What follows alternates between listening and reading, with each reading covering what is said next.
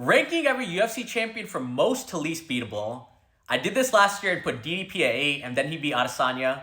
So hopefully I do better this year. At most beatable, I'm gonna go Jack Della Maddalena for 2 reasons.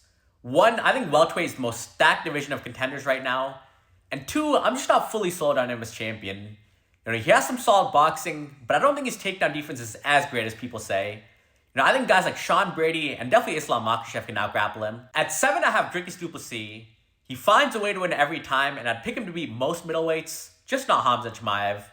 Chimaev is more technical, the more complete grappler, and I think he finishes DDP. At 6, I have Alexander Volkanovski. I wouldn't pick any featherweight to beat him, but he is 36 years old, nearing retirement. Who knows how much longer he has left at the top. And I think guys like John Silva, Evlev, even Diego Lopez in a rematch, they would have around a 30 to 40% chance. At 5, I got Magomed Ankalaev. Again, I would pick him to beat every single light heavyweight, and he is the most well-rounded fighter in the division. But guys like Pereira, Yuri, and Roundtree, they will have a chance to clip him. At 4, I have Ilia Topuria. And no, this is not me saying Ilia is the 4th best fighter in the UFC. I think he's the pound-for-pound #1 right now. But maybe Islam Makhachev comes back down to lightweight. Arman Tsarukyan is there.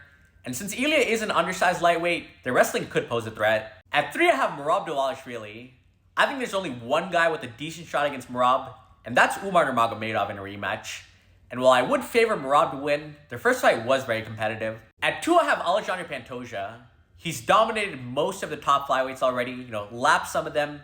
The only guy left is Joshua Van, and I'd pick Pantoja to win that fight as well. And at 1, the least beatable champion right now, I believe, is Tom Aspinall. And that's because all the other heavyweight contenders are clearly not on his level. I think he finishes Cyril Gane on the ground, finishes the Volkov Almeida winner. I don't see anyone taking his belt for the next couple of years.